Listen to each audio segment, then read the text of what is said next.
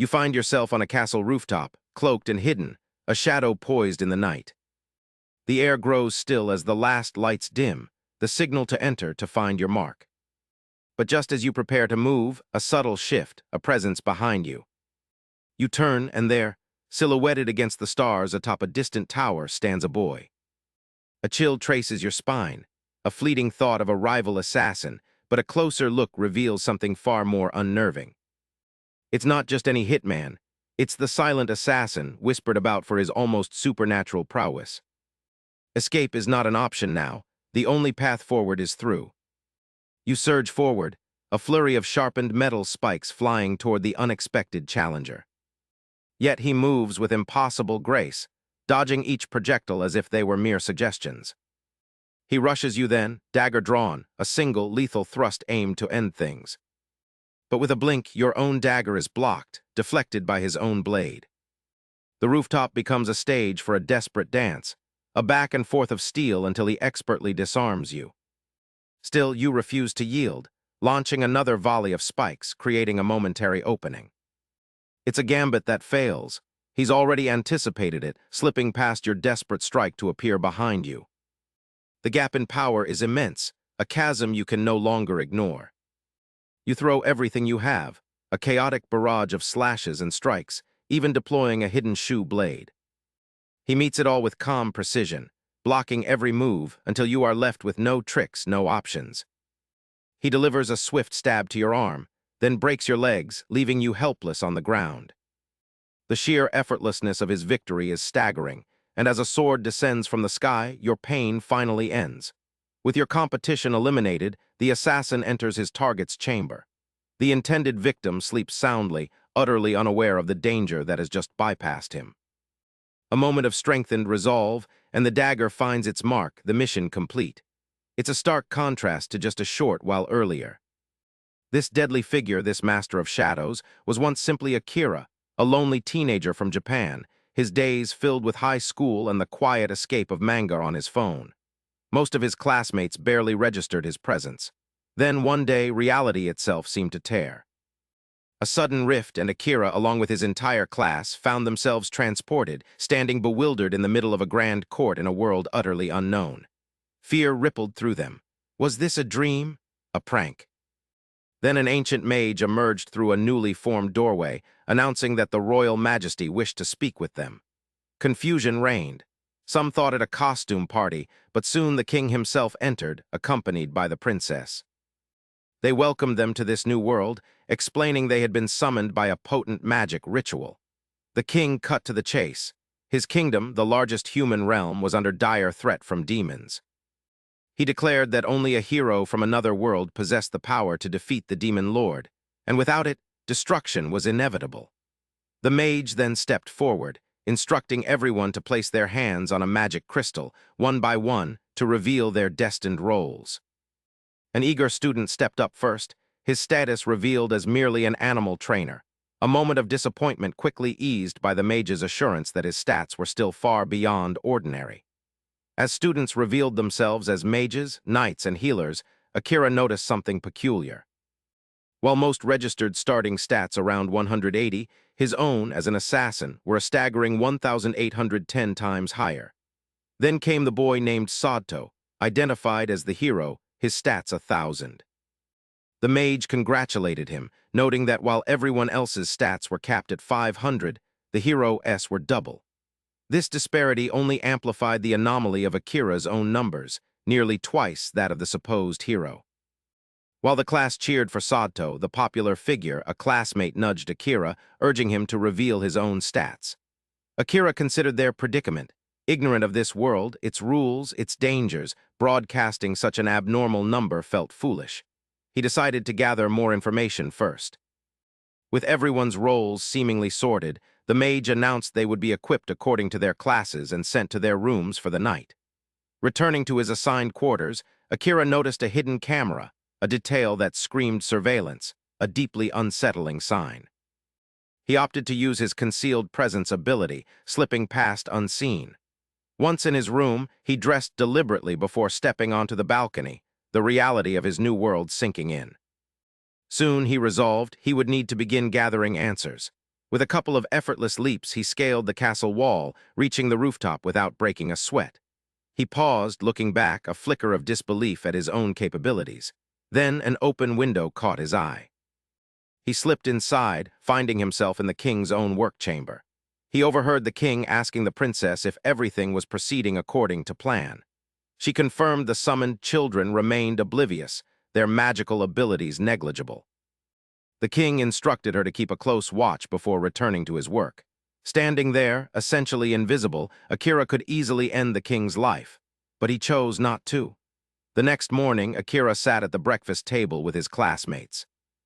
They seemed utterly carefree, while Sato, ever the shining example, delivered a speech about their newfound strength and their duty to aid this world against the demon lord. The class echoed their agreement, a plan that struck Akira as alarmingly naive, especially given what he had overheard. Should he reveal what he knew, that the king and princess might not be allies? After breakfast, they gathered in the training grounds, where Lord Commander Saren introduced himself. He explained they would train for a month before venturing into a dungeon to test their abilities. Sato rallied the class, promising their best efforts, while Akira remained in the periphery observing the spectacle. He decided to slip away for more information, but Saren intercepted him, handing the class over to his lieutenant, Gil, with a knowing smile. Akira wondered if his concealed presence ability had a duration, or if it had failed. Saren merely smiled, assuring him his abilities were functioning. He revealed his own gift, mystical eyesight, allowing him to perceive temperature differences, a walking thermal camera. Akira tensed, his hand drifting to his blade. Was trouble brewing? Saren calmed him, stating no intention to expose him to the king or princess. Still skeptical, Akira pressed. Whose side was he truly on? Saren's reply was cryptic. It was far more complicated.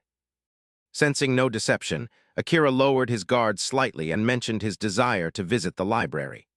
When Saren inquired about the level of his concealment skill, Akira revealed it was maxed out, though his other abilities were only level 1, with no idea how to improve them. Saren offered to help, suggesting the library wouldn't yield what he truly sought. Akira wrestled with how much to trust him, yet the allure of growing stronger was undeniable. He managed his emotions, asking how to return home. Saren admitted he had no clue but stressed the need for Akira to grow as strong as possible to survive and find a way back. Akira, not one to accept help freely, proposed a trade, information about his world in exchange for Saren's assistance. It seemed to be the right approach. Akira extended his hand, shaking Saren, the first person in this new world he felt he could trust. Soon, he began learning about other races' beast people, elves each with their own continents. He continued training his physical and mental faculties, recognizing it as the sole path to leveling up his skills. Meanwhile, his classmates trained under Gil's tutelage. One evening, he met with Saren again, having discovered a book he was certain was authored by the Lord Commander. Saren confirmed it, a plan to overthrow the king, cleverly disguised as a cookbook. He explained the king was a broken man, poised to make a desperate, world-altering move, a path Saren could not allow. Yet, as commander of the Royal Knights, Saren bore a holy duty to protect the king. Akira understood the conflict, admitting he'd had the chance to kill the king the night they were summoned but couldn't bring himself to do it. Saren's response was gentle, affirming he made the right choice. Being an assassin didn't necessitate murder. A month later, the heroes were ready for the dungeon. A welcoming crowd cheered them on, but Akira noticed a hooded girl glaring from the distance. He used his skills to appear behind her, catching her off guard. "Why the rage?" he asked. The blue-haired girl replied that while the city hailed them as heroes, she knew of the sacrifice made for their summoning. Akira admitted ignorance of any sacrifice. Just like an NPC, she told him to figure it out himself, then moved away. They entered the dungeon, monsters erupting from every corner, traps hidden beneath every stone. The students grew weary, their strength waning. Akira fought them off, eventually asking Saren if they should return. Saren replied they'd done enough for the day, using his divine skill to clear a path. Gil instructed them to run towards the exit, but they found themselves still underground, blocked by a horde. Suddenly, the cringeworthy Sato remembered a smoke bomb from the princess, certain it would ward off the creatures. He threw it, but instead of dispelling them, a minotaur emerged from the smoke. Gil arrived, astonished to see such a powerful creature on their level. Akira reacted instantly, dodging a blow and leaping onto the Minotaur, stabbing it in the head. To his shock, his dagger shattered. Sadto, too weak to lift his sword, was told to stay back. He was the hero, destined to defeat the demon lord. Commander Saren arrived, assessing the dire situation. Akira suggested Saren use his special ability and leave the rest to him. Saren cautioned it could be dangerous, but seeing the resolve in Akira's eyes, he agreed. A bolt of lightning struck the Minotaur. Akira positioned himself, activating his shadow magic, sending spikes of pure darkness toward the creature, which was still struggling with Saren's spell. However, the Minotaur broke free and targeted Akira, unaware he had already acted. As the beast swung its heavy axe, its hand was pierced by dark spikes. Akira drove more spikes into its body, confident it wouldn't escape easily. He then began pulling it down into the dark abyss beneath its feet. The Minotaur was swallowed whole, its head torn from its body by the spikes just before it vanished. Stunned, everyone witnessed Akira's incredible feat, but then his powers spiraled out of control. Panic ensued as he tried to retract the shadow spikes, but Saren stepped in, guiding him back to calm, helping him regain control of his formidable shadow magic. He felt lucky to be alive. Saren praised his performance, admitting Akira had exceeded expectations. Back from the dungeon, Saren thanked him for saving them all. Akira demurred, stating he couldn't have done it without Saren's support, especially since he'd struggled to cast shadow magic properly during training. Saren expressed surprise at the mention of an extra skill called shadow magic, agreeing Akira's control was tenuous. He warned him to be cautious next time and presented him with a samurai sword forged by the first hero. Akira accepted it, asking why Saren didn't give it to the current hero, Sadto.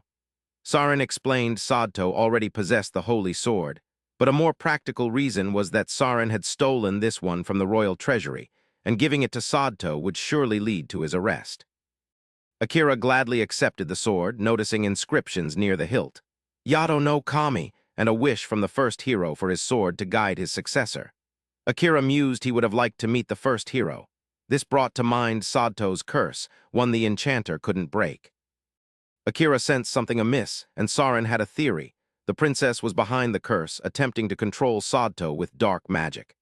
Akira arrived just in time, destroying the magic crystal she used. The princess, enraged, demanded how he dared enter her chambers uninvited. Akira, sword-pointed, declared a witch who cursed others wasn't a woman. He demanded her motive. She claimed it was all for the king. Her eyes devoid of reason, she repeated the statement. Akira realized she was a mere puppet and left. But the princess, it seemed, had more crystals, planning to curse the other students. Meanwhile, Akira took the crystal to Saren, confirming the princess's involvement in Sadto's curse. Saren remarked she hadn't abandoned her schemes. He asked if Akira had shown his face, and Akira affirmed, wanting a proper conversation, though she proved uncooperative. Saren explained the princess was now the king's puppet and advised Akira not to sleep in the palace that night. Curious, Akira pressed for a reason. Saren explained the princess could curse anyone but him, as he'd never revealed his status to her. Therefore, she would likely try to have him killed. He wanted Akira away from the palace. Akira, surprised Saren wasn't scolding him for his recklessness, heard the commander attribute it to youthful impulsiveness, an adult's duty to cover for. The next morning, a commotion from the palace drew Akira. A large crowd had gathered. Sadto was free of his curse. What was happening? Sadto revealed Saren was dead. Akira couldn't process it. He pushed through the crowd to see Saren's body, a dagger in his heart. Devastated at losing his only friend, Akira's classmates turned on him, accusing him of the murder. They pointed to the dagger, but Akira reminded them his had shattered against the Minotaur. No one listened, calling him shady and untrustworthy since their arrival. Akira wondered if they too were cursed, and their blame confirmed it. Only Sadto defended him, urging thorough investigation. But the king declared Akira's execution for assassinating their beloved commander, ordering his guards to seize him. Akira used a skill to vanish, slipping away. As troops searched the palace, Akira sought out Gil, who revealed the elite assassination unit killed Saren under the king's direct orders. The squad was after him, but Saren had anticipated this, leaving travel supplies in his room. Gil urged Akira to take them and flee. Akira thanked the vice commander and rushed to Saren's room, forgetting a small pouch in his haste. That night, the king spoke of Saren's surprisingly easy demise, leaving no opposition. The princess reported the students were brainwashed, saved the hero, and they now needed a pretext for war. The king, pleased, ordered assassins dispatched after Akira, ensuring he posed no future threat. Meanwhile, Akira hid in the dungeon, the best place to evade pursuit, as Saren had once advised. The only drawback was the lack of clean water. It was also the best place to level up, though few dared due to the danger. Saren had warned that even his concealment skill wouldn't fool high-level monsters with acute senses. But with sufficient leveling, Akira could erase his scent and body temperature. Following Saren's words, Akira ventured deeper, battling powerful monsters like flame hounds that exploded upon death.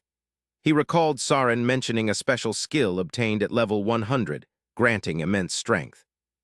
Defeating dungeon bosses offered the quickest experience but meant life or death battles. Akira was determined to grow strong at all costs. After defeating the flame hounds, he entered the boss room. A gigantic demon lion awaited. It attacked and Akira dodged but failed to notice the serpent tail spitting venom. Caught off guard, he was struck by a claw. Lucky to be alive, he refused to give up. The lion flung him away. Akira unleashed his shadow magic. Dark spikes pierced the monster, tearing it apart. But he lost control, passing out. Then a male voice echoed from within, stating his master had taken too much damage, forcing the shadow magic's activation. The shadows enveloped him, initiating healing mode using stored mana. Back at the palace, Sadto urged his classmates to face the demon lord. Most demurred, citing the knight commander's death. Sadto insisted, but the cursed student saw little point. He declared he would go alone, though some, surprisingly, agreed to join him. Sadto couldn't fathom why they'd follow, but they were confident they'd overcome their curse.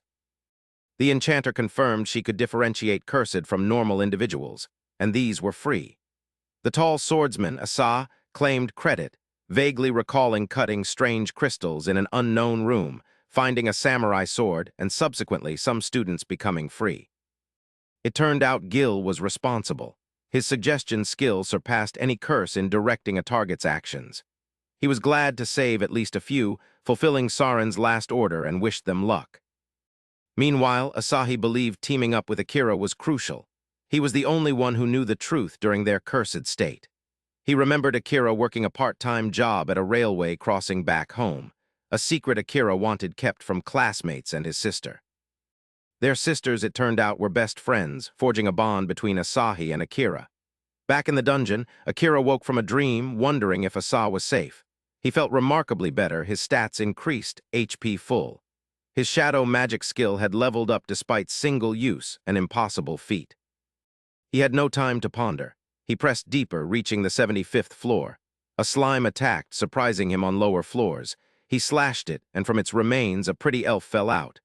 Confused, Akira activated his World Eye skill for the first time. He witnessed horrifying sights that nearly overwhelmed him, canceling the skill before his mind overloaded. Just then, the elf, Amelia, awoke. Akira asked if she was all right. She claimed to be, but Akira, having seen her status at 2% HP, was skeptical. He knew she also possessed World Eye and had used it on him. She called him by name, asking where she was. He explained it was a dungeon where he was leveling up. He began lecturing her on the impropriety of spying on others' stats, but she suddenly collapsed into his arms. Finding she had a fever, he brought her to the 69th floor to recover. Amelia woke startled, but Akira urged her to drink water. He then offered her porridge. She asked why he brought her all the way from the 75th floor. He explained it was the nearest floor with water. He told her to rest. She thanked him for saving her, revealing herself as a princess. Akira, however, seemed unfazed. Soon, Amelia recovered and joined his journey to the 85th floor. She used her gravity magic to assist, but Akira seemed displeased by her presence in danger. Amelia insisted she was going the same way and was capable of looking after herself. Akira had no choice but to accept her company. They entered the boss room to find a terrifying dragon. It breathed blue flames, which they dodged. Akira hid his presence while Amelia used gravity magic to pin the dragon, creating an opening. However, the dragon sensed him despite his invisibility, striking him away. Amelia yelled that the dragon sensed his mana, urging him to blend it with the surroundings. Unable to do so yet, Akira fought as he always had. He activated shadow magic, sending a dark spike that scratched the dragon's face, altering its trajectory. Seizing the chance, he stabbed its eye. The dragon fell. Amelia, impressed by his reckless method, was about to inquire about his powers when the dragon's body glowed, transforming into a giant blue cat. Neither could comprehend it. Amelia used World Eye, identifying the cat as a shape-shifter, explaining its dragon form's lesser durability. Akira marveled at her skill, and she asked why he didn't use his own. He recalled the near-fatal strain of his last attempt, believing his low level was the cause. Amelia, however, thought he was resisting the skill. The black cat awoke, disappointed by its defeat. Akira was dumbfounded to hear it speak. Offended, the cat declared itself a being of superior intellect, created by the demon lord, not a mere instinct-driven monster. Akira countered that it made no difference. The final blow meant defeat. The cat, unconcerned with death, relayed a message. The demon lord awaited him in his castle, deep within the demon continent. This news fueled Akira's suspicion. How did the demon lord know of him? Why summon him? The cat replied the demon lord was beyond its understanding. It lay down, urging Akira to kill it. Akira refused, but the cat insisted, stating humans viewed demons as enemies. Akira disagreed, seeing the king as the true enemy, not these creatures. Amelia reminded them the boss' room door wouldn't open unless the boss was killed or killed them. The cat agreed, asking if Akira planned to starve. Akira's reason for not killing it was astounding. He was a cat person, and this one could talk. He believed a loophole existed for their escape. Amelia recalled another method, forming a pact, accepting the cat as a familiar. This would stop its boss recognition, opening the door. The cat scoffed, claiming only an experienced magic user with great mana control could perform the ritual, and Akira lacked it.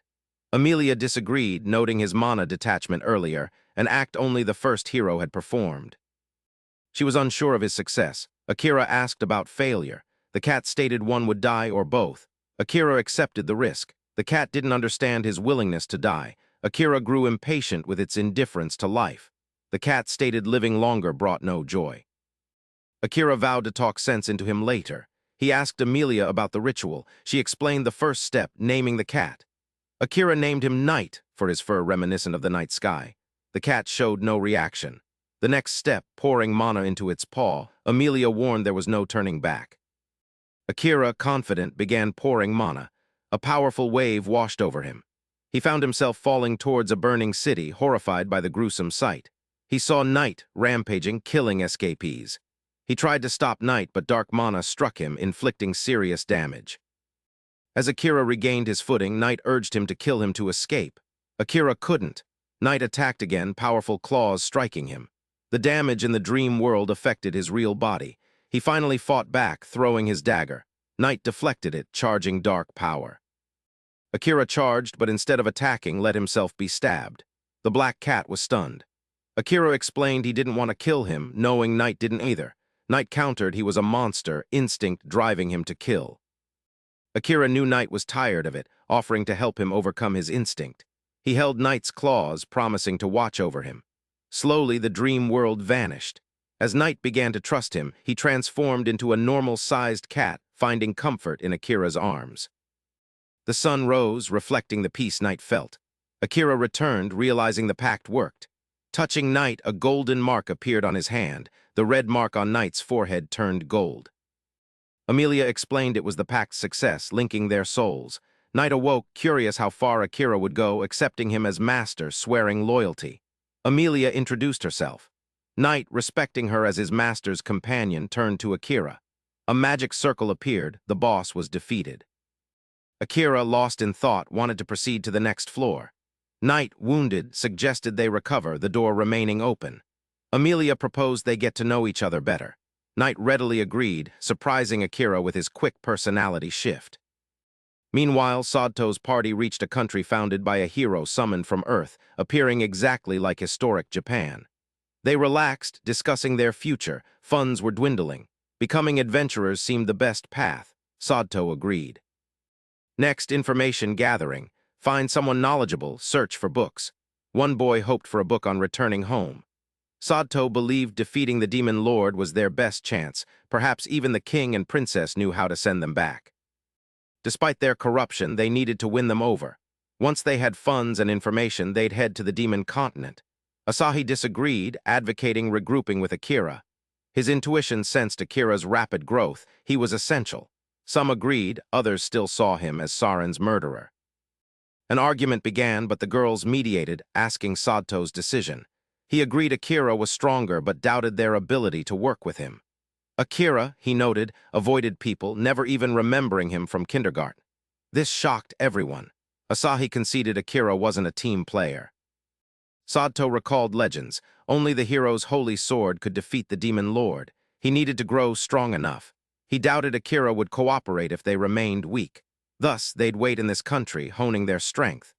Emilia, meanwhile, shared her past with Akira and Knight. Driven from her country by her sister, pursued by men, she was cornered near a cliff. Using gravity magic, she fell into a river, swept to safety. Wounded and tired, a black slime took advantage of her weakness, swallowing her. She awoke in the dungeon, rescued by Akira. Akira listened intently, but Knight found flaws. Slimes don't eat people, and she'd have been digested. Emilia couldn't explain it, but was grateful the slime led her to Akira. Akira urged her to confront her sister. Emilia felt she couldn't. Akira insisted things would work out. They were family. He mentioned his own sister, cheeky but loved. Emilia and Knight asked if he wished to return home. He affirmed, but first he had something else to do. He spoke of Saren, the man who taught him to live here, growing furious at his killers. He swore vengeance. Emilia and Knight shuddered. Emilia screamed his name, snapping him out of his rage. They recognized Saren's name. He was a famous Knight commander. Akira realized the mood was tense. He produced a glove. Knight, driven by feline instinct, chased it. Akira was glad his trick worked on a monster cat, too. Emilia wanted to try. Soon they cuddled Knight, enjoying his soft fur. Knight urged seriousness. Their souls were linked. Akira knew but relished having a familiar. Emilia was jealous. She liked cats, too. Finished playing, they decided to leave the dungeon. Akira asked Knight about the teleportation magic circle. The cat had no idea. Only a few demons knew the art. Akira vowed to make them work for him. Emilia recalled a story. Pale blue circles led to desired places, reacting to one person's wish if multiple entered. Akira worried about divergence. Emilia assured him she'd go wherever he went. He stepped into the circle, pondering home but pushing the thought aside. Vengeance came first. The circle activated, teleporting them to a forest overlooking a gigantic tree. Emilia gasped. Knight recognized the world tree, identifying their location as the elf forest.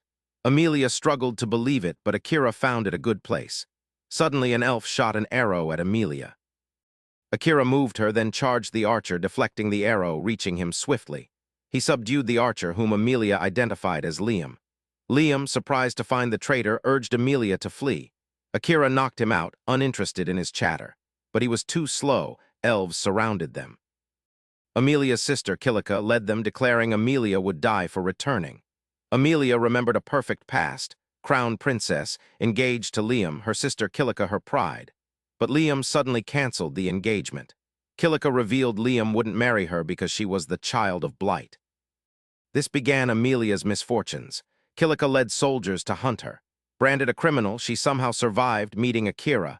Now nervous, she pleaded with Kilika not to attack, promising to leave. Kilika refused, cursing the trembling Emilia until Akira intervened. Kilika demanded who he was, helping a criminal. Akira identified himself as her sister's new assassin friend, questioning Emilia's crime. Kilika revealed her arm, damaged by poison, claiming Emilia had disguised it as a healing potion. Everyone cursed Emilia, who murmured she'd given a healing potion. Kilika accused her of self-harm for framing her. Emilia fell silent. Kilika thanked Akira for returning a wanted criminal. As she neared, she used a mesmerizing ability. Emilia was too late. Kilika's spell was complete. Confident Akira now fell for her, Emilia was left helpless. Emilia snapped, telling Kilika to undo the spell and apologize. Only Akira could decide his path. Kilika was taken aback, Emilia never fighting back. Akira told them to chill. The mesmerized skill hadn't affected him. Emilia rejoiced. Kilika was shocked. Knight explained mind control failed against those with far superior levels.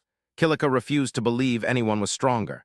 Akira stated he'd accept being weaker if she admitted self-poisoning. Kilika, enraged, ordered soldiers to kill Akira. He prepared shadow magic, but the elf king arrived, ordering weapons down. Kilika was shocked. He was on a business trip. The king demanded an explanation.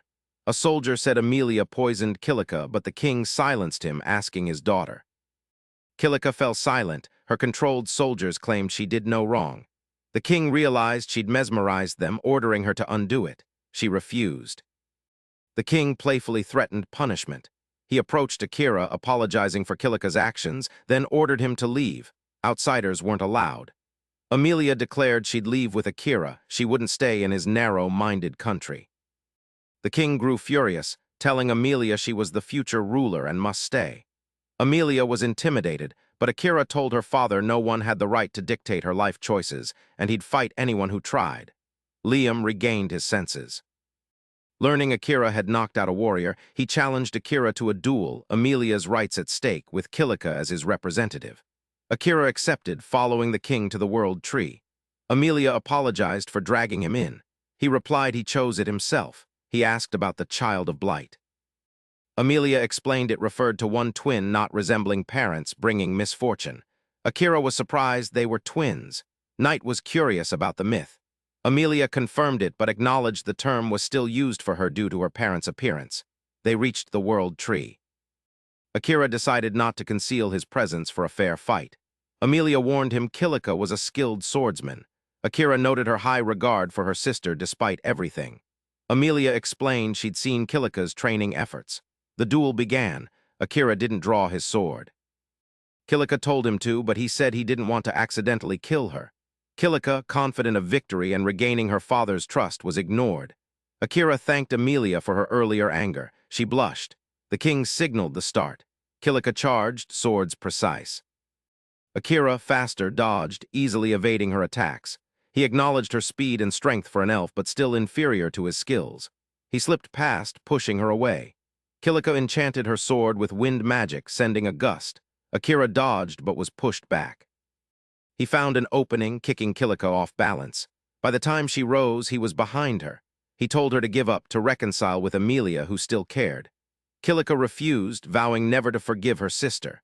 She launched another attack, pushing Akira back. He deflected the wind spell, hitting elf soldiers instead. Akira ordered Knight to protect Amelia from the reckless attacks. Knight transformed into his larger form to block. Kilika cried out she had nothing left. Her sister took it all. She recalled their childhood closeness. But when Amelia was revealed as a spirit medium whose powers could bend the world, they treated her differently. Kilika felt ignored, snapping. Now she wanted everything back. Liam arrived with a wrapped item, urging Amelia to save Kilika. It was a branch of the holy tree. Using its power, Amelia freed everyone from Kilika's mind control. Seeing her control gone, Kilika lost her mind, attacking Akira. He realized dodging would hit Amelia. He countered Kilika's wind with shadow magic, then saw his attack would devour her. He pulled the shadow magic back towards himself. Shadows surrounded him. He feared damage, but a dark aura covered him. Unsure what was happening, he charged, clashing with Kilika, knocking her out. Kilika, devastated, wept. Akira told her to stop crying, blinded to those who truly cared. Amelia and Liam arrived. Kilika, surprised Liam was free, asked how her mesmerism failed on him. Amelia tried explaining he was never under her spell. Kilika refused to believe it, asking their punishment. Her father said he deserved punishment. Kilika didn't understand. Her father dispelled a forgetting spell, restoring her memories. She recalled training hard, entering a dungeon. Her father allowed only the 3rd floor. She lacked confidence. A shady woman offered help, giving a magic item that summoned powerful monsters. An innocent Kilika used it, summoning orcs she couldn't beat. She fled, but they followed.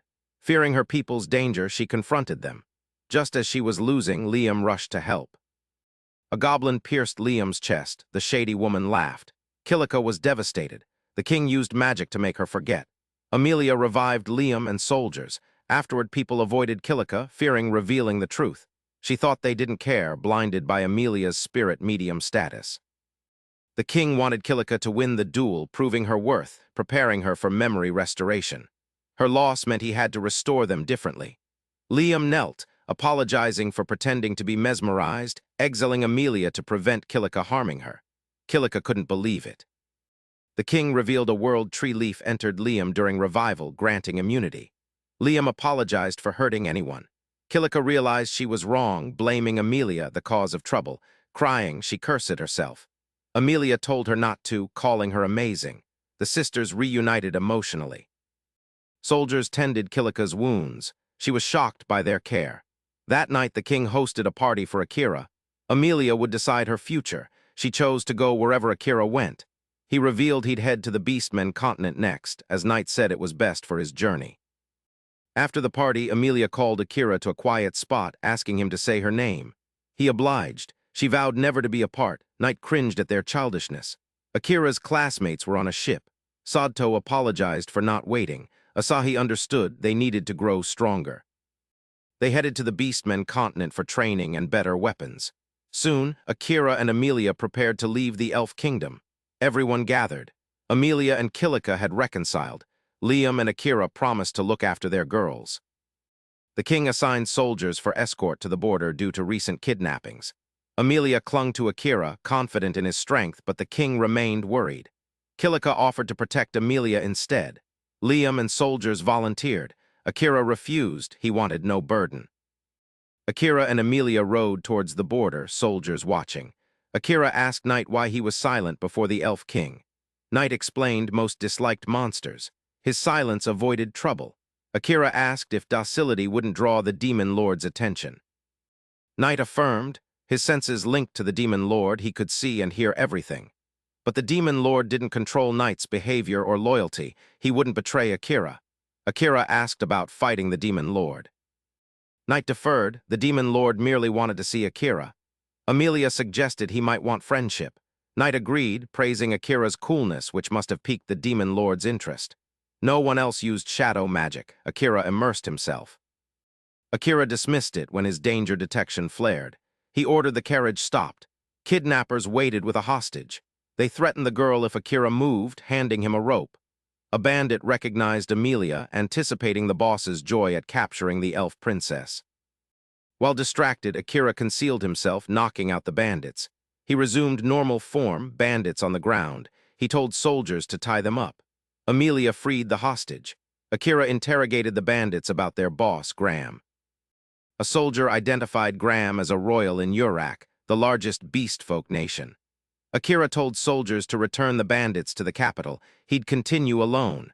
They had orders to escort him to the port, but Akira convinced them otherwise. They reached the port and boarded a ship. Akira told his friends he'd find better weapons and level up on the beast folk continent. Amelia was surprised he still sought strength. Akira vowed to leave no stone unturned to avenge Saren. Knight mentioned a port town dungeon for leveling, a few days' journey away. They could relax. As the ship set sail, Amelia excitedly planned Titanic reenactments, but Akira, the Sigma male, read a book from the king. Amelia cursed her father for the distraction. He ignored her. Reading throughout the journey, they reached the beast folk continent. At the port town, only humans labored. Akira thought little of it until 3 thugs cornered him. They told him to leave the elf girl and run. Their attitude revealed beastmen discrimination against humans. He moved towards them. They underestimated him, rushing him. Akira used shadow magic, blinding them with darkness. He walked into the city where people feared Knight. Amelia asked Knight if he knew why. He replied beast folk had good reason to fear black cats. Soon, Akira and Amelia booked a hotel room, enjoying a meal. Akira decided to sleep. Amelia suggested 1 bed was enough. Akira was taken aback by her directness. Knight offered to wingman, leaving for a midnight stroll. Akira remained puzzled. Amelia happily showered. When she emerged, Akira feigned sleep, not wanting to engage. Knight returned as Akira woke. Amelia woke shortly after. Knight urged them to dress. A guest was coming. The guest was Crow, a goth beast-folk blacksmith. Crow coldly acknowledged the summons from the nightmare of Alderia. Amelia was curious. Akira had an idea, not elaborating. He introduced himself. Crow demanded to see his weapon. Akira showed his chipped sword. Crow identified the dungeon based on the damage. Impressed, Akira asked for repair. Crow agreed for payment and materials. Akira accepted, requesting 20 throwing weapons. Crow realized Akira was an assassin but doubted his mental readiness for weapons. Amelia protested, but Akira agreed Crow was right. Knight added Crow was once part of a hero's party. Akira and Amelia were surprised. Crow dismissed the past, providing the materials list and costs. He left. Knight told Akira Crow was the most skilled blacksmith on the continent. Akira wondered how to gather funds. Knight suggested the dungeon for monsters and materials. Amelia grew impatient, announcing she'd talk to Crow. Akira told Knight to go with her. He'd gather information. Amelia followed Crow to his workshop. He coldly asked her purpose. She mentioned the previous hero's party failed, only the hero and beast folk returned. Crow assumed she meant the elf member. Amelia wanted to learn to fight from him, believing he escaped the demon lord's castle. Crow refused disciples. Amelia asked if he'd had one before. He'd had many, none endured. Amelia promised not to break or run, wanting to reach Akira's level. Crow still refused, telling Knight he only repaired master's weapons. Knight agreed, stating Amelia wasn't his master. He disliked Crow's calling him Nightmare of Adora. Crow asserted he deserved it. Amelia asked what they meant. Knight explained Adora was a prosperous city destroyed by the demon lord's command. Crow's instincts overpowered him. He went berserk, destroying the city. He earned the name Black Cats, becoming a symbol of fear. Akira, hearing this telepathically, felt sorry for Knight. Knight confessed the incident shook him, making him feel life was pointless. Meeting Akira changed that. Crow scoffed but held no grudge. He continued. Knight, shaken, went to a memorial. He met Crow, who offered to strike him for revenge. Crow declined, seeing Knight as a demon lord tool. His real enemy was elsewhere. His sister lived, surviving the attack, helping rescue the injured. Graham, a royal, hurried away, fearing Knight's return, blowing up buildings, killing everyone. Crow, enraged, stopped himself, believing his sister wouldn't want revenge. Amelia called him a coward, using his sister as an excuse. Crow dismissed her. Akira went to the dungeon. Entry was rank restricted. He considered sneaking. A monster outbreak occurred. Energy tendrils burst from the building, unleashing monsters. Amelia, returning from Crow's, used gravity magic to suppress them. She told Knight to help people. He rescued many. A hooded boy rode a monster, remarking Amelia's magic brought back memories. Amelia recognized him as the one who tricked Kilika. He introduced himself as Aurum, ordered not to kill her but allowed to harm her. He played a flute, surrounding her with tendrils, monsters within. She was trapped. Akira, fighting monsters, heard Knight. Amelia was kidnapped into the dungeon. Akira rushed, but monsters and energy blocked him. He took a sword, hunting monsters, not fast enough. Knight arrived, apologizing. Akira said it didn't matter, told Knight to stand back. Knight flew away. Akira unleashed shadow magic, devouring monsters and energy. Rage consumed him. Amelia was too important. He vowed to save her. Finishing, he fell unconscious from exertion. Knight watched from above, rushing to his side. He heard the system. Akira's mana exceeded his body's limit. Healing shadow magic activated. Shadows covered him. He glowed, healing. Knight watched, awestruck. A day passed. Akira woke, asking Knight where he was. Knight brought him to Crow's, explaining he was out for a day and 5 hours. His shadow magic saved him. Akira asked about it. He didn't know. It wasn't important now. They went downstairs. Crow waited. Akira thanked him for the bed, asking to put it on the bill. Crow asked where he was going. Akira needed to rescue Amelia. Crow noted Amelia might already be taken to the demon continent. Akira declared he'd storm the demon lord's castle. Crow urged calm. Akira yelled he was calm, but hurried. Crow pointed out he forgot weapons. Akira snapped. They were being repaired. Crow showed Akira's sword snapped into 2 daggers, better for an assassin. He listed costs, calling it an emergency. Akira thanked Crow, who gifted him a ring forged by a hero inscribed, "I will lead you everywhere." Crow was surprised Akira could read it. Akira said it was his world's language. Crow explained the ring helped find what one sought. Akira wore it. A laser pointed towards the dungeon.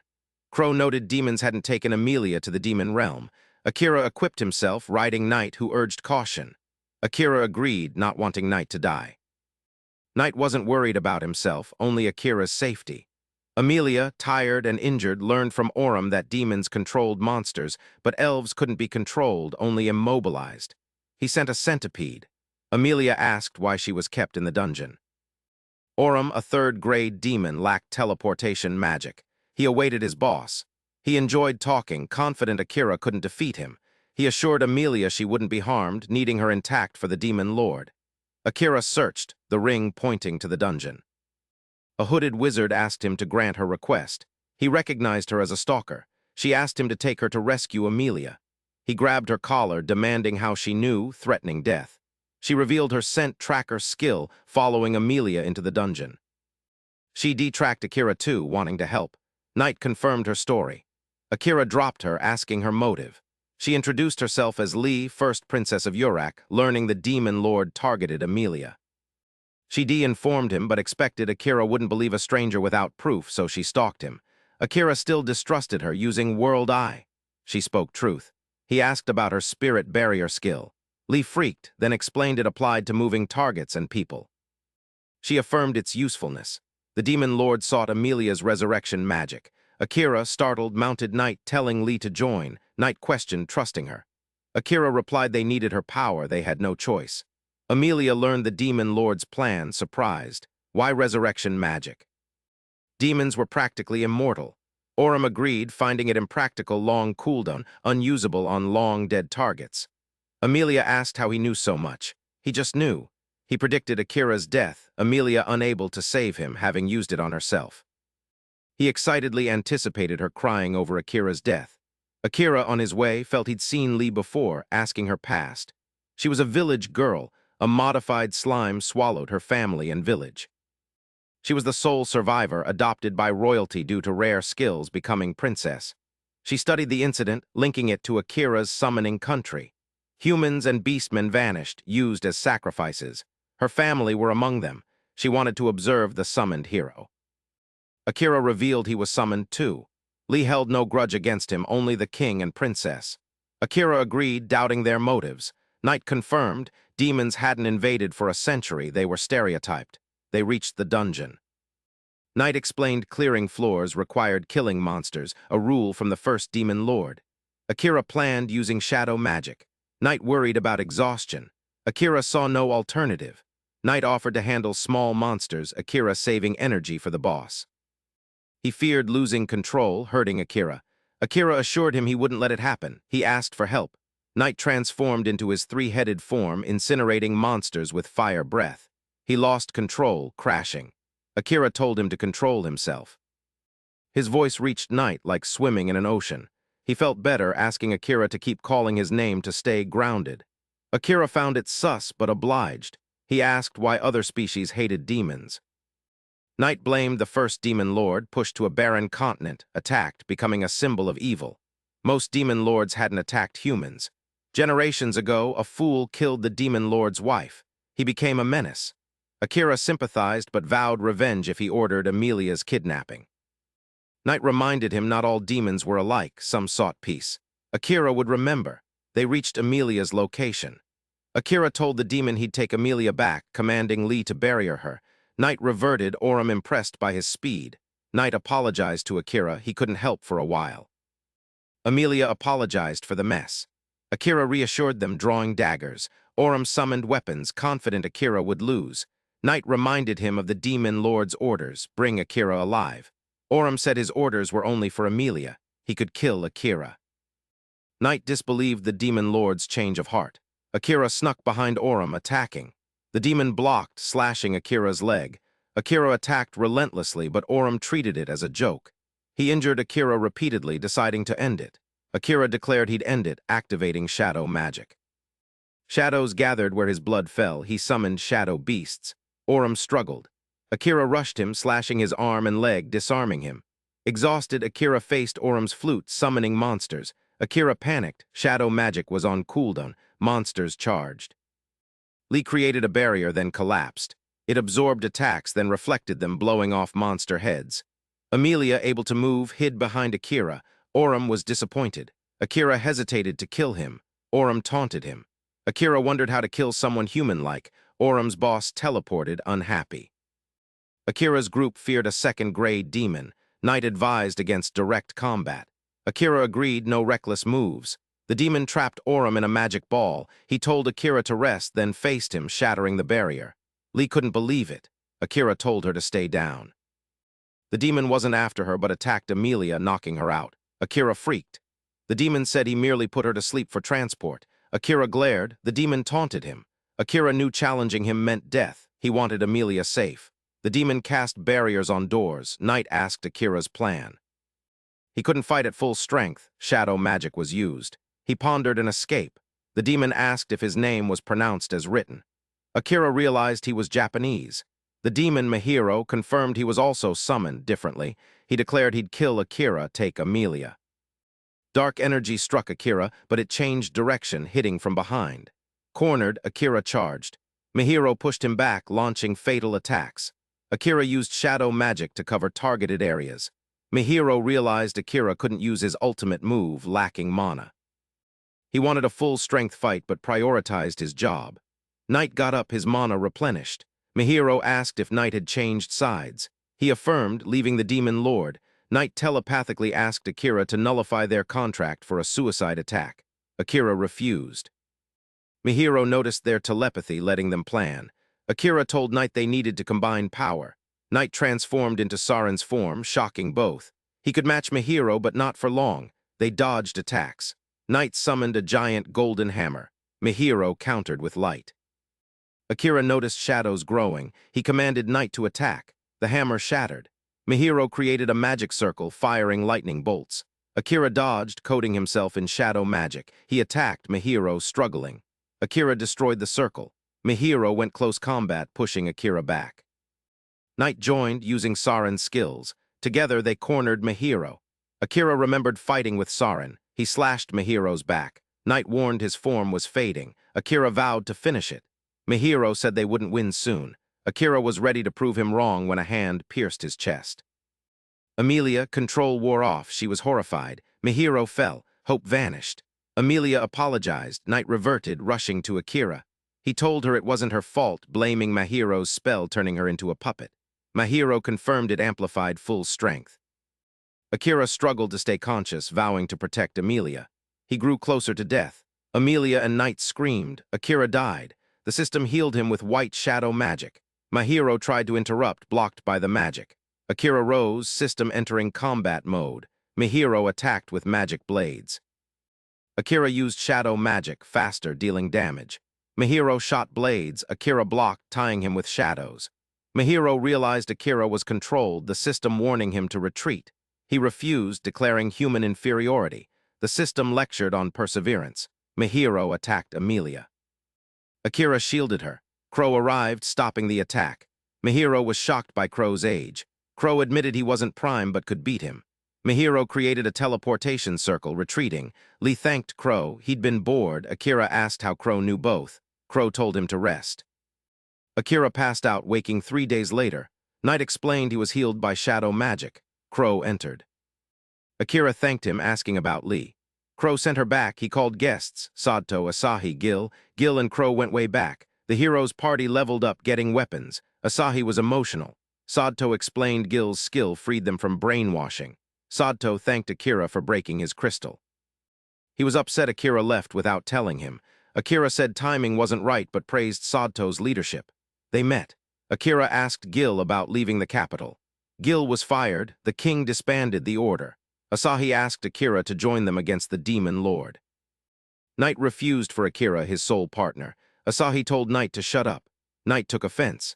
Akira calmed them, asking Sadto's plan. Defeat the Demon Lord. Knight laughed. A girl from Sadto's group was mad at Knight. Akira asked for privacy. Knight left. The friends wanted to defeat the Demon Lord to bargain for return. They needed Akira. Akira refused. Their plan wouldn't work. They couldn't trust the king and princess. He hinted at human sacrifices. His friends asked if he wanted to return. He affirmed, saddening Amelia. Akira focused on demons, creating teleportation circles. He'd visit the demon continent, catch demons. His friends offered help. He refused. They weren't strong enough, like babysitting. He spoke of efficiency.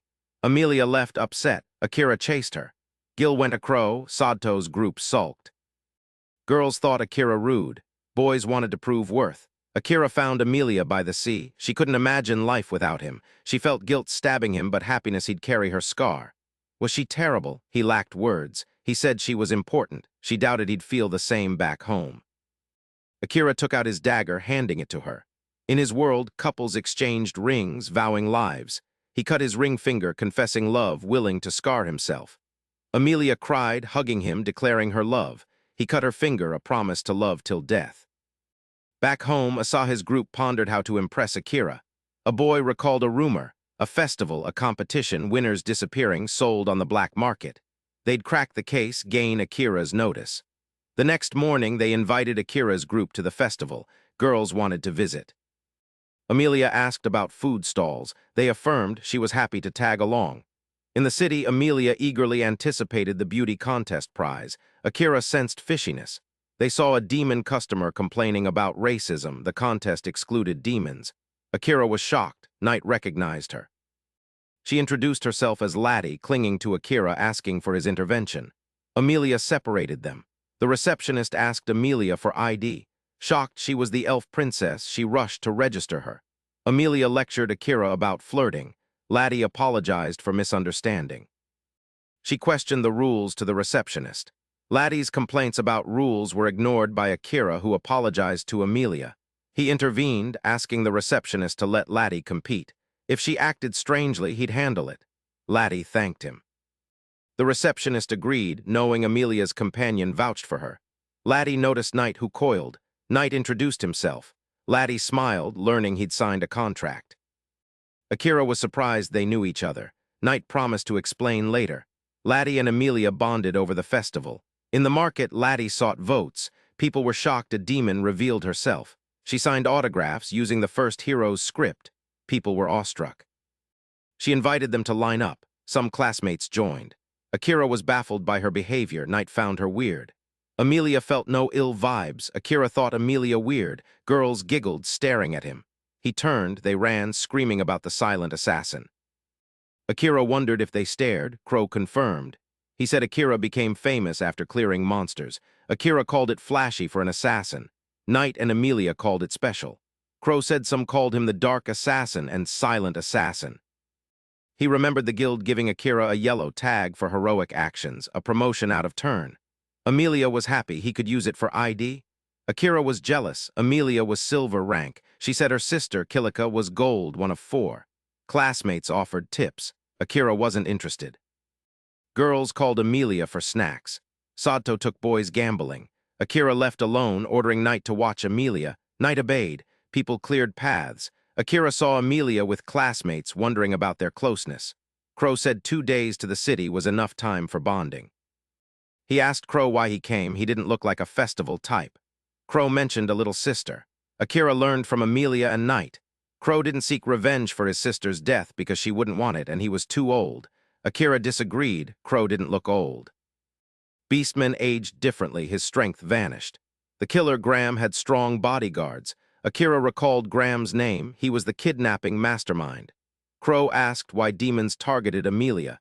He suspected Graham sold information, tracking city arrivals. Akira was furious, asking Crow's certainty. Crow confirmed it, having checked while Akira slept. He revealed he made Lee's staff. Its magic stone resonated with his tool during Akira's danger, allowing his arrival. Crow wanted Akira indebted for a request. Akira was stunned.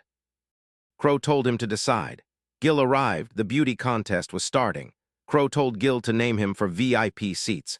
Asahi noted the privacy. Akira stared at the stage. Friends saw girls better via crystal balls. Amelia winked at Akira. Laddie placed magic stones, turning them into projectors. She introduced herself, asking for votes. Akira asked Knight if she was a demon. Results: tie between Amelia and Laddie. Laddie Loki joined Akira's group. She praised Amelia. Akira told her to be proud. Laddie asked if Akira was interested. He clearly said only Amelia. Laddie vowed to win next year. Knight urged her not to attract attention. Her father wouldn't like it. Akira grew suspicious, asking Knight her identity. Knight nervously replied Laddie was the Demon Lord's daughter. Graham watched Laddie and Amelia, ordering his guards to monitor Amelia. He was happy to profit from what demons couldn't. Akira used World Eye. Laddie's stats were insane. Amelia knew Laddie was strong. She teased Akira for not using World Eye earlier. Laddie hid her strength. Akira hesitated to answer, recalling World Eye's horrors. Gil arrived, booking rooms. He asked Laddie. She declined, humans more comfortable without her. She'd meet Amelia tomorrow for rewards. They went to rooms. Sato won the male beauty contest, promising Amelia food prizes. Asahi noticed Knight missing. Akira sent him on an errand. Boys hit the bath. Amelia asked Akira to join. He refused women's bath. Crow reminded Akira of their talk. Amelia got jealous, pulling him away, insisting he sleep. Akira claimed he was fine. Amelia forced him to bed using magic. She stormed out to talk to Crow, asking what he told Akira. Crow said business. Amelia vowed not to let him force Akira. Crow brought up the dungeon fight. Why did Akira fail to finish Orem? Amelia replied it wasn't his business. Crow stated Akira was weak. Saving Amelia was the only way to make him mentally strong enough to kill. Amelia was shocked. The next morning, Amelia and Laddie collected rewards with Sadto's group. They worried about Akira sleeping, but Asahi saw a chance to prove worth. They reached the reward ceremony, an abandoned building. Assassins appeared, summoning Amelia for Graham. Amelia refused, calling him greedy. Assassins moved to take her by force. Amelia used gravity magic, pinning them. She asked one why Graham wanted her. He lied. Amelia used World Eye, pressing him. He revealed previous winners' organs were stolen.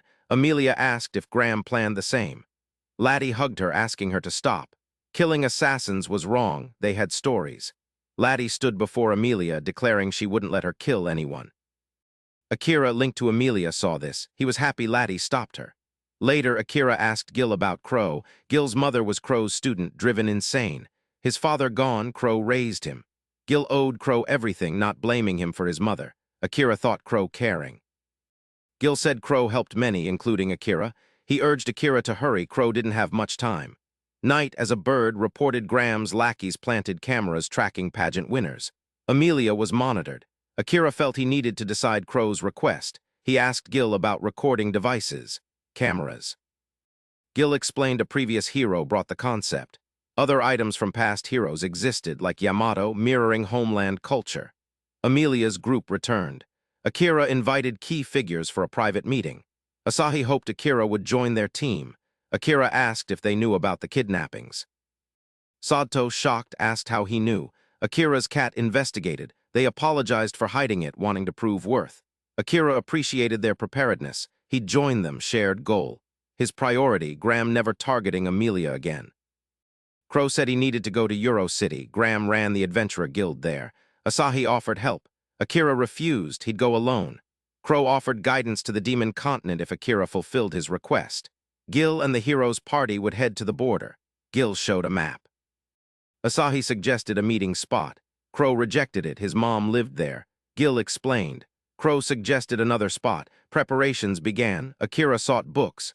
Amelia met Crow, asking him to stop stressing Akira. Crow said business. Amelia ignored him, requesting to be his student. He refused. She insisted people sought her life. She didn't want Akira compromising ideals. Crow was impressed by her determination, accepting her. Akira prepared to depart. Gil gave him Saren's forgotten bag. Asahi and Sadto promised to grow stronger, awaiting him. Don't die. Akira, Amelia, Crow left. Crow taught Amelia in the carriage. She fell asleep. Akira asked if Crow was too harsh. Crow said Amelia was talented, inspired by legends of her creating revival spells. He named his son after her. Akira realized he meant Princess Lee. Crow explained his coldness stemmed from Amelia not matching legends. Now he respected her again. He mentioned a hero's spell to copy cancel enemy spells, requiring mastery of ancient language. Amelia mastered it by creating a new skill. Crow was impressive. He had time. Beastman lived twice as long. A potion doubled his lifespan. Long life wasn't useful. Avenging his sister was his goal. Night, investigating the guild, met Laddie wandering. She offered help. Akira reached Euro City, Beastman capital. Crow arranged an inn, asking Akira to take Amelia sightseeing. Akira knew nothing of the city. Crow summoned Lee. They agreed to meet at the fountain. Akira and Amelia dated, trying food, having cute moments. Lee arrived, leading them by river. They reached the palace. The king planned a welcoming lunch for Amelia. Akira thanked Lee for saving them, asking if her barrier inversion was Crow's modification. Lee flushed, explaining hers was normal, breakable. Crow's was instant, uncounterable. She based hers on his. Akira revealed Amelia learned from Crow, suggesting Lee offer tips. Lee freaked hearing Crow taught Amelia his inversion spell. She called Akira impressive, like Crow. He was cool using shadow magic. He couldn't tell her he lost control. They reached the throne room. The king greeted Amelia, thanking her for saving his adopted daughter. Amelia credited Crow and Akira. The king thanked Crow. He turned to Akira, saying he had a job only he could do. Akira, casual, said he'd consider it after details. Guards were furious. The king calmly explained he demoted Graham, head of the Adventurer Guild. Graham used mercenaries, causing chaos. He wanted Graham dealt with. Akira refused. It sounded like a you problem. The king offered protection. Akira refused. He was strong enough. Knight Commander accused Akira of lacking strength. Amelia got ready to fight, but Akira stopped her, saying proof of ability would settle things. Centaur liked the idea, requesting a duel. King permitted. Arena. Akira threw blades at Amelia, angering the centaur. Duel started. Centaur rushed, throwing rocks. Akira dodged, tying his hind leg with rope. Knight Commander pulled Akira, who dodged the axe, leaping to finish him. He chopped his weapon, knife to throat, winning. King impressed. Amelia told the king never to tell Akira what to do. He accepted. He attacked Amelia, asking if she loved a human with a shorter life. Her words stuck. She was gloomy. Akira noticed, asking if she was okay. She replied happy to be with him. He was amazing. He thanked her for choosing him. She hugged him, saying she'd die with him. Akira reached a luxury hotel, booked by Crow. Amelia suggested bed before dinner. He refused. He wanted to read. Crow said Akira reminded him of another guy with a hunger for knowledge, known as the Sage. Akira asked about him. Crow said it was Saren. Akira was stunned. He owed Saren would avenge him. Crow said he could do it quickly by taking his request. Crow revealed assassins sent by Graham killed Saren.